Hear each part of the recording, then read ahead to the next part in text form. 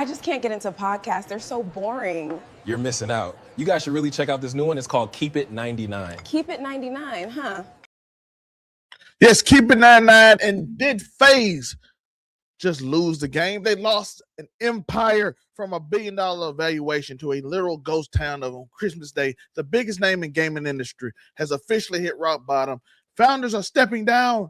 The top creators just walked out. You see, Blackboy Max, Your Rage, all of them has left, and the money is all gone. FaZe Bank said he's lost $20 to $40 million. But how did the Dallas Cowboys, that's who they comparing to, the Dallas Cowboys, the biggest organization, the $1 billion organization, become a penny stock cautionary tale, and more importantly, is there a way back for FaZe, and the logo officially dead? I'm Zalmay, and today we're to break down with corporate greed, bad deals, and the final exodus that ended the era. Christmas Day exodus, you would say. It's interesting. You're watching Keep It 99, where we give you raw truth and not filler. So, first, let's go. Let's start off with what started the downfall of FaZe. It was started probably when all the owners, the original owners, the people who are in it, who have everything to lose with it, left and started and sold it off. That was the beginning of the end, but it was probably in them before that. By the way, it had a bunch of issues because the thing I said about Overall 99 Media, or Keep It 99 for y'all that watching the channel, it's Overall 99 Media's LLC, is that I have to be the biggest star. Me and my best friend, what Kid Creator Player, has to be the biggest star because it's our baby. And once you outsource it, there are a lot of problems with that because it's not their baby.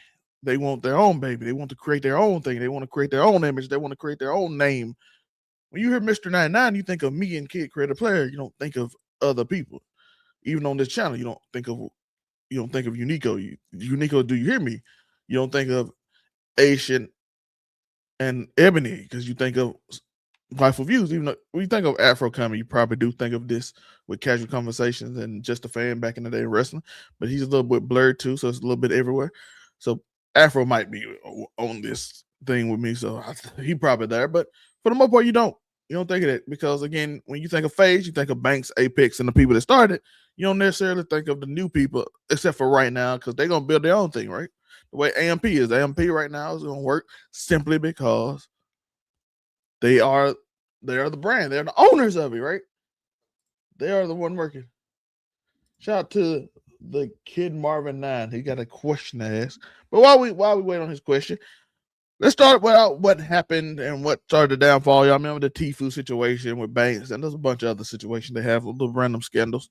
But let's talk about the $1 billion delusion that happened in 2022 when FaZe became the $1 billion organization.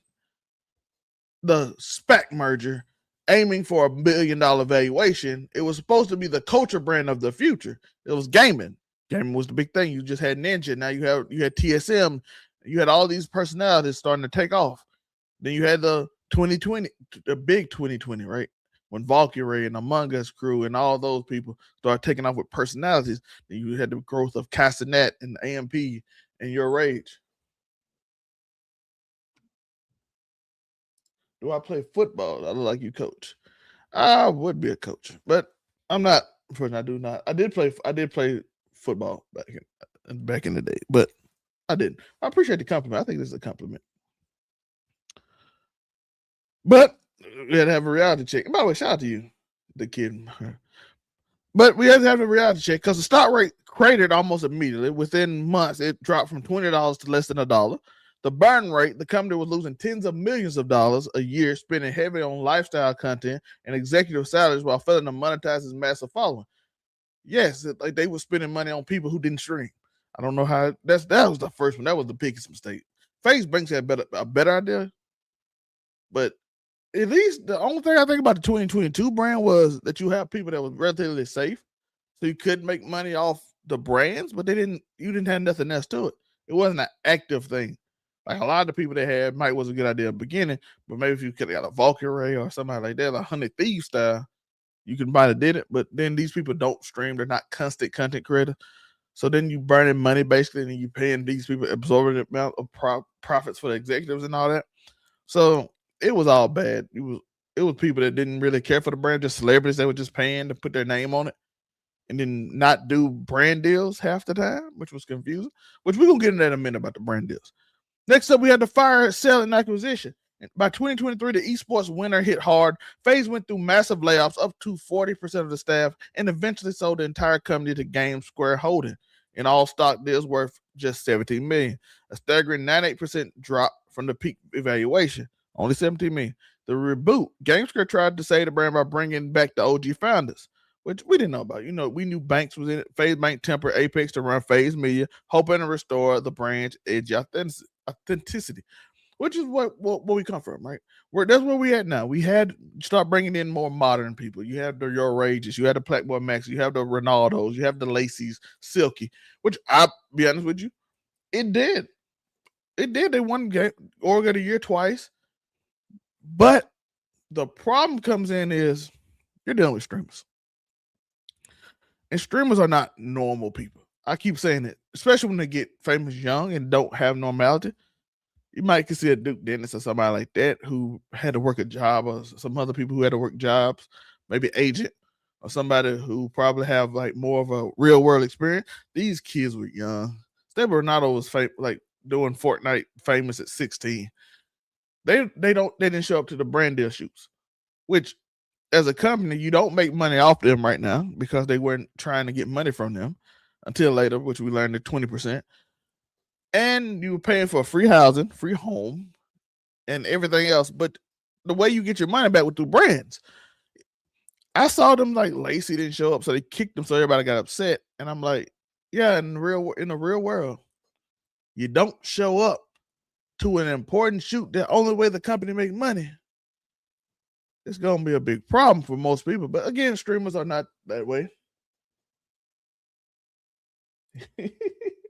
Yeah, he asked me that. It was random. It was random, but I'll take it as a compliment. But it's gonna be it's interesting, right? It's strange to just not do what part of your obligation of work to do, and then expect it, and then say we felt like puppets. Platform Max said, I'm like, yes, you work for someone. You was gonna feel like that. Again, I know these people have been successful, all that. I understand it. I get it. They probably ain't used to that. So it's gonna feel awkward when you have obligations, and then when you don't do the obligations, the company gets mad at you and tries to fire you for it. But again, these are highly successful people, and the company probably pushed some of them. Some of them was already big. We could go over who was big, who was not big, blah blah blah. But some people were big, some people weren't. The company pushed some people that probably wouldn't be where they were if they didn't push them. It's hard to just describe that unless you go into the numbers, deep into the numbers, which y'all can. Let me know in the comments who would. Let me know. Matter of fact, that's what I want to know.